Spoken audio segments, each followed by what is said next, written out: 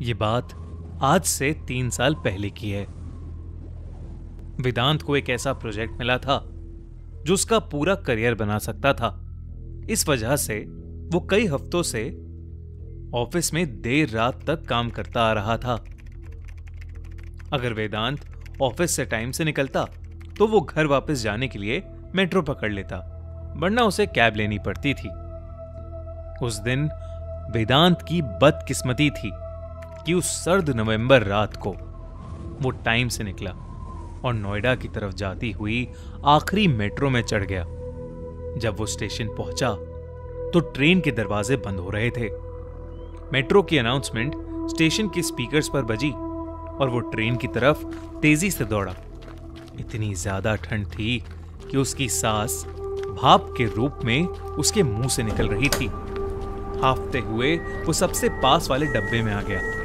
Metro के दरवाजे उसके ठीक पीछे बंद हुए और वो हड़बड़ाकर सामने वाली सीट पर जाकर बैठ गया। वेदांत की सांस अब भी फूल रही थी कि मेट्रो एक हल्के झटके से चल पड़ी। मेट्रो ने धीरे धीरे रफ्तार पकड़ी और वेदांत ने नोटिस किया कि वहां सिर्फ वही था। पूरी ट्रेन में उसके अलावा और कोई पैसेंजर नहीं था। वेदांत ये देखकर थोड़ा घबरा गया। पता नहीं क्यों, पर वेदांत की दिल की धड़कनें उस खाली ट्रेन को देखकर तेज होने लगी थीं। मेट्रो की एक और अनाउंसमेंट आई। अगला स्टेशन आ चुका था। ट्रेन के दरवाजे खुले और एक ठंडी हवा का झोंका डब्बे में घुस आया। वेदांत कपकपा उठा। ठंड की वजह से नहीं, बल्कि जो वेदांत ने बाहर देखा उसकी वजह से। पूरा स्टेशन खाली था, एक आदमी के सिवाय। वो सामने एक लोहे की बेंच पर बैठा हुआ था। वो अधेड़ उम्र का था और उसने जीन्स और एक जैकेट पहनी हुई थी। उसकी पीठ इतनी सीधी थी कि ऐसा लग रहा था कि उसकी रीढ़ की हड्डी की जगह कोई लोहे का सरिया हो। आंखें फाड़कर वो आदमी अपने सामने कहीं दूर देख रहा था, जैसे किसी ने उसको चौंका दिया हो।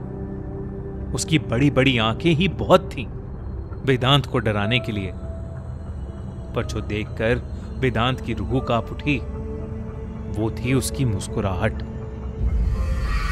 एक कान से दूसरे कान तक खिंची हुई एक बेजान मुस्कान। वो एक भयानक पुतले की तरह बिना हिले डुले बस वहीं बैठा हुआ था। ट्रेन के उस स्टेशन से निकलने तक भी वो आदमी वहां से बिल्कुल भी नहीं हिला। यहां तक कि उसने अपनी पलकें तक नहीं झपकाई। वेदांत की सांस में सांस आई और वेदांत ने अपना सर हिलाया और खुद पर हंसने लगा। उसने सोचा कि यह कोई डरने की बात नहीं थी, कोई शायद शराब पी के बैठा हुआ होगा। वेदांत ये सोच ही रहा था कि मेट्रो का अगला स्टेशन आ गया। स्पीकर से अनाउंसमेंट आई और स्टेशन की लाइटें दिखने लगी। फिर ट्रेन प्लेटफॉर्म पर रुकी।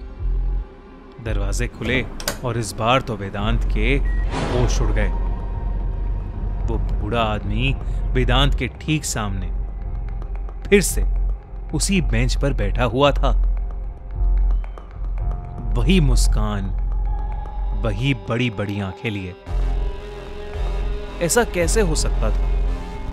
वो अगले स्टेशन पर इतनी जल्दी कैसे पहुंच सकता था? स्पीकर से फिर एक अनाउंसमेंट हुई, पर वेदांत का उस पर कोई ध्यान नहीं था, क्योंकि उसी वक्त उस आदमी की आंखें हिली और वेदांत की आंखों से मिली। वेदांत का दिल उसकी छाती पर हथौड़े की तरह बजने लगा। ट्रेन के दरवाजे बंद होते होते लगभग एक अरसा बीत गया। जैसे ही दरवाजे बंद हुए, वेदांत इंजन की तरफ जाने लगा। उसने सोचा कि अगर ट्रेन में कोई और पैसेंजर नहीं है तो कम से कम वो ड्राइवर के पास तो पहुंच ही सकता था। पर उसकी किस्मत खराब थी। उसके वहां तक पहुंचने से पहले ही ट्रेन अपने अगले स्टेशन पर पहुंच गई थी। दरवाजे खुलने लगे। इस बार वो आदमी बेंच पर बैठा नहीं था, बल्कि बेंच के किनारे खड़ा हुआ था। वो अब भी वेदांत को घूर रहा था। एक बार फिर मेट्रो की अनाउंसमेंट आई और दरवाजे बंद होने लगे। इस बार वेदांत अगले स्टेशन से पहले ड्राइवर के कंपार्टमेंट तक पहुंच गया और लोहे की उस दीवार पर जोर से अपने हाथ मारने लगा। वेदांत यही उम्मीद कर रहा था कि काश ड्राइवर उसकी आवाज सुन ले, लेकिन सामने से कोई जवाब नहीं आया। इतने में फिर अगला स्टेशन आ गया। दरवाजे खुले। उस प्लेटफॉर्म की लाइटें धीमी थीं। पूरी दिल्ली कोहरे से ढकी हुई थी। इस बार वो आदमी वेदांत को कहीं नहीं दिखा, लेकिन फिर अचानक वो अंधेरे में रोशनी की तरफ आया और वेदांत की नजर उस पर गई। वेदांत अब काफी ज्यादा डर चुका था। उसे समझ नहीं आ रहा था कि उसके साथ ये क्या हो रहा है। वो बूढ़ा आदमी अभी भी अजीब तरीके से चलता हुआ वेदांत की तरफ ही आ रहा था। वो किसी नॉर्मल इंसान की तरह नहीं, बल्कि किसी कठपुतली की तरह ही चलता हुआ वेदांत के पास आ रहा था। एक और कदम उसे ट्रेन में अंदर ले आता। वेदांत का शरीर अकड़ने लगा और घबराहट में उसकी एक जोर की चीख निकली। वेदांत ट्रेन के अंदर दूसरी तरफ के कंपार्टमेंट में भागने लगा। दरवाजे दोबारा बंद हुए और वेदांत को एहसास हुआ कि वो अब ट्रेन में उस आदमी के साथ बंद था। मेट्रो फिर एक बार झटके से शुरू हुई और वेदांत इस बार लड़खड़ा कर नीचे गिर पड़ा। जब वेदांत ने उठने की कोशिश की तो उसने अपने पीछे कुछ ऐसा देखा जो आज तक उसकी याददाश्त में छपा हुआ है। ट्रेन जोरों से हिल रही थी। वो आदमी वेदांत की तरफ अजीबोगरीब तरीके से चलते हुए आ रहा था और जहां वेदांत गिरा था उस कंपार्टमेंट की सारी लाइट्स फ्लिकर कर रही थीं।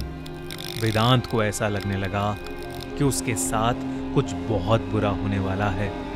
वो एक छोटे बच्चे की तरह फूट फूट कर रोना चाहता था, पर किसी तरह उसने हिम्मत जुटाई और उठ खड़े होकर दोबारा दौड़ना शुरू किया। वो ये सोच रहा था कि अगर वो ट्रेन के एंड तक पहुंचा तो फिर उसके आगे क्या? क्या वो डरावना आदमी उसे पकड़ लेगा और फिर क्या वो उसे मार डालेगा? वेदांत भागते भागते आखिरी डब्बे में पहुंचा। उसने अपने साइड में देखा कि अगला स्टेशन भी आ चुका था। वेदांत ने पीछे मुड़कर देखा तो वो आदमी अब वेदांत के बेहद पास था। उस डब्बे की भी लाइट्स जल बुझ करना शुरू हो गईं। ट्रेन धीरे हुई, लेकिन मेट्रो के दरवाजे अभी भी खुले नहीं थे। वो आदमी अब वेदांत के चेहरे के पास आ गया था। वेदांत ने ट्रेन के शीशे को पीटना शुरू कर दिया। उस आदमी ने वेदांत का चेहरा पकड़ लिया और एक बार फिर से वो भयानक मुस्कान उसके चेहरे पर वापस आ गई। ये सब अपने साथ होता देख वेदांत सुन्न पड़ गया। लेकिन तभी ट्रेन के दरवाजे खुलने शुरू हो गए। थोड़ी सी जगह मिलते ही वेदांत ने अपने आप को बाहर खींचा और सीढ़ियों की तरफ भागने लगा। उसने मुड़कर अपने पीछे भी नहीं देखा, बस भागता रहा। झाड़ू लगा रहे मेट्रो के एक कर्मचारी और 2 पुलिस वालों के लिए भी नहीं रुका। तभी रुका जब बाहर धुंध से लिपटी हुई सड़क पर आ पहुंचा। जब उसके फेफड़ों में सांस आई तो वेदांत ने आखिरी बार ऊपर मेट्रो स्टेशन की तरफ देखा। वो मेट्रो ट्रेन वहीं खड़ी हुई थी और उसके आखिरी डब्बों की लाइटें अभी भी टिमटिमा रही थीं।